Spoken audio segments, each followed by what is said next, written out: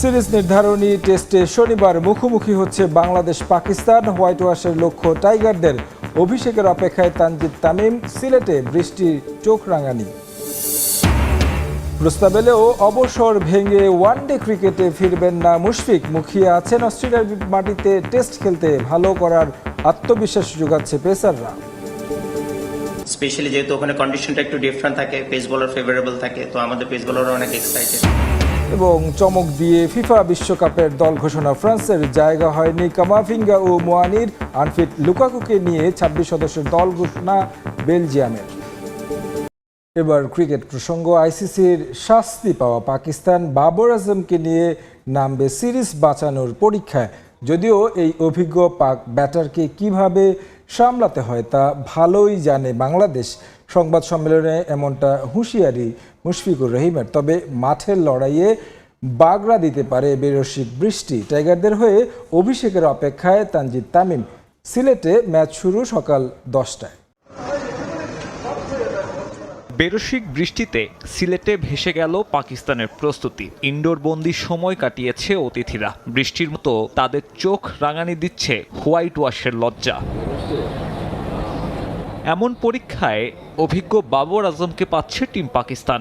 যদিও নাম বাদে এই ব্যাটারের ফর্ম খুব একটা আহামরি নয়। 2024-এ ঘরের মাঠে টাইগারদের কাছে ধবলধোলাইয়ের সিরিজে 4 ইনিংসে করেন মাত্র 66। বাবরকে সামলানোর উপায় জানেন টাইগার বোলাররা। ম্যাচের আগে এমন খোঁচা মুশফিকের।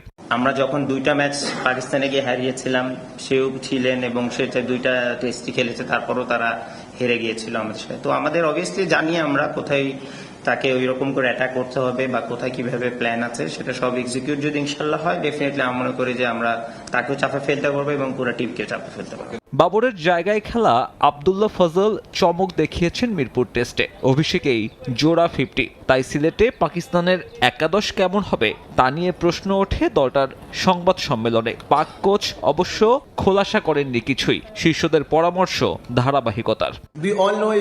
বাবর পরবর্তী ম্যাচের জন্য প্রস্তুত। একাদশও আমরা ঠিক করে ফেলেছি, ওইটা আপনারা পরে জানবেন। বৃষ্টির কারণে কিছুটা পরিবর্তন আসতেও পারে। টেস্টে শৃঙ্খলা গুরুত্বপূর্ণ। ধারাবাহিকতা ধরে রাখলে ভালো ফলাফল আসবে। এ ম্যাচের আগে বড় ধাক্কা খেয়েছে মেন ইন গ্রেন। মিরপুর টেস্টে স্লো ওভার রেটে কাটা পড়েছে চ্যাম্পিয়নশিপের গুরুত্বপূর্ণ 8 পয়েন্ট।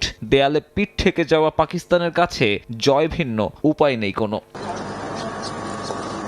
পাকিস্তান না পারলেও বৃষ্টির আগে অনুশীলন করেছে বাংলাদেশ। টাইগার শিবিরে চিন্তার নাম ইনজুরি। সাদমান ইসলামের ছিটকে যাবার পর অনুশীলনে সামান্য ব্যথা পেয়েছেন আরেক ওপেনার মাহমুদুল হাসান জয়। সিলেট টেস্টে অনিশ্চিত কিনা জানায়নি টিম ম্যানেজমেন্ট। তবে অভিষেকের সম্ভাবনা বেড়ে গেছে তানজিদ হাসান তামিমের।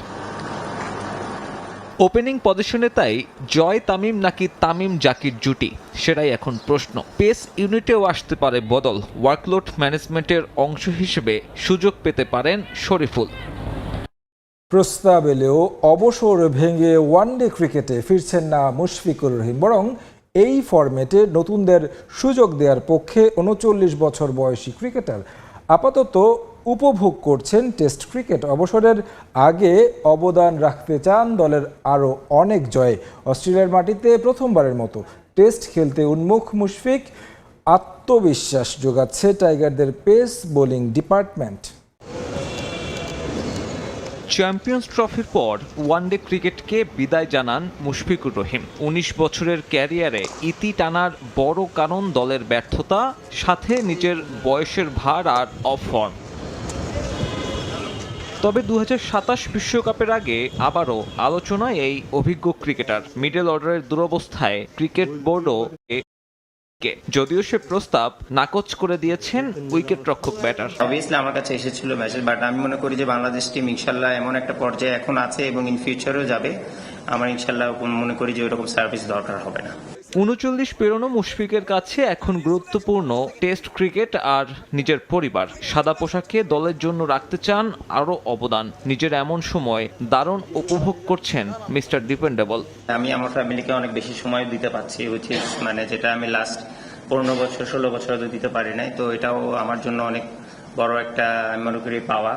তো সেই থেকে বলবো যে অবভিয়াসলি আর যে কয়টা দিনই খেলবো ইনশাল্লাহ আমি চেষ্টা থাকবে যেন আরো আমি যেন নিজেও কন্ট্রিবিউট করতে পারি এবং আরো যেন বাংলাদেশ টেস্ট টিমকে স্পেশালি আরো কিছু ভারত দারুণ জয়ের মুহূর্ত দিতে পারি, যেটা কিনা আমার অবসরের পরে সেটা নিয়ে যেন একটু হলেও গর্ব করতে পারি। দীর্ঘ ক্যারিয়ারে অন্যরকম এক অভিজ্ঞতার সামনে দাঁড়িয়ে মুশফিকুর রহিম প্রথমবারের মতো দ্বিপাক্ষিক সিরিজ খেলবেন অস্ট্রেলিয়ার মাটিতে। মুশফিক রোমাঞ্চিত, অপেক্ষায় অজিদের মাঠে দারুণ কিছু করার। আমার ক্যারিয়ার তো কখনো খেলার সুযোগ হয় নাই, আমি কোনো বাইল্যাটারাল সিরিজ ওখানে খেলি নাই বা টেস্টও খেলি নাই। যদি হয় ইনশাল্লাহ, যদি আল্লাহ কপালে রাখে, definitely I will do more than happy to serve for my country. আমাদের একটা অপরচুনিটি তো অ্যাটলিস্ট আছে যে আমরা কিছু ভালো রেজাল্ট যে লাস্ট 3-4 বছর করছে টেস্ট টিম, সেটাও একটা দেখানোর সুযোগ। তো অবভিয়াসলি আপনি যেটা বললেন, আমাদের স্পেশালি যেহেতু ওখানে কন্ডিশনটা একটু ডিফারেন্ট থাকে, পেস বোলার ফেভারেবল থাকে, তো আমাদের পেস বোলারও অনেক এক্সাইটেড। আগস্টে 2 ম্যাচের টেস্ট সিরিজ খেলতে অস্ট্রেলিয়া সফরে যাবে বাংলাদেশ। অজিদের মাঠে টেস্ট ক্রিকেট খেলার দীর্ঘ 23 বছরের অপেক্ষা ফুরবে। এখনো জাতীয় দলের জার্সি গায়ে জড়ানোর স্বপ্ন দেখেন সাকিব আল হাসান। সাবেক এই অধিনায়কের অভিজ্ঞতাকে সমীহ করলেও এ বিষয়ে ভিন্ন মত রামিজ রাজার।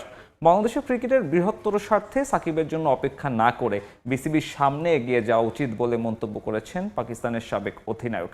সাকিবের ফিটনেস ও বয়সের চ্যালেঞ্জ তো আছেই, এর সঙ্গে ভবিষ্যতের কথা ভেবে নতুনদের সুযোগ দেওয়ার পক্ষে রামিজ। বাংলাদেশের ক্রিকেটে এখনও প্রাসঙ্গিক সাকিব আল হাসান। ঘরের মাঠে সিরিজ খেলে অবসর নিতে চান টেস্ট ও টি-20 থেকে, আর ওয়ানডেতে খেলতে চান আগামী বিশ্বকাপ পর্যন্ত, যে কথা অনেকবারই বলেছেন সাবেক অধিনায়ক। বিসিবিতে গেল 20 মাসে বেশ কবার নেতৃত্বের পালাবদল হলেও সাকিবের জাতীয় দল বা দেশে ফেরার ইস্যুর সুরাহা করতে পারেনি কোনো কমিটি। সাকিবও আশায় আছেন আবারও গর্বের লাল সবুজ জার্সি গায়ে জড়ানোর। সম্প্রতি ওয়ানডে র্যাঙ্কিংয়ে বেশ অবনতি হয় বাংলাদেশের। সে সময় সাকিবকে দলে ফেরানোর দাবিটাও জোরালো হয়। তবে একটা প্রশ্ন বারবার সামনে এসেছে, বয়স 39, আবারও আন্তর্জাতিক ক্রিকেট খেলার জন্য কতটা ফিট মিস্টার 75? যদিও এসব ধারণা অনেকবারই ভুল প্রমাণ করে রাজস্বিকভাবে মাঠে ফিরেছেন সাকিব আল হাসান। তবে পাকিস্তানের কিংবদন্তি রমিজ রাজার ভিন্ন মত। সম্প্রতি বেশ কবার বাংলাদেশে এসে ধারাভাষ্য দিয়েছেন। শান্ত মিরাজ লিটনের দলকে কাছ থেকে দেখার সুযোগ হয়েছে। বিশ্বকাপ জয়ী সাবেক এই ক্রিকেটারের মতে তরুণদের নিয়ে আগামীর পরিকল্পনা করা উচিত বিসিবির। I don't know, I mean, how fit he is, number one. Number two, whether Bangladesh would want to fit him in right now, because you're looking at the youth and wanted to, as you said, this is a transition period for this team. So I don't know whether Shakib fits the bill straight away. How is he feeling? Obviously, there's his experience and class. He's done it so many times. He's got this international experience of playing the World Cups and being an outstanding player. So he has that. But how fit he is, you know, age is a killer, actually. You know, your reflexes slow down. It's about moving forward. You know, if you ask me, frankly, I would want Bangladesh to move forward and experiment with young faces.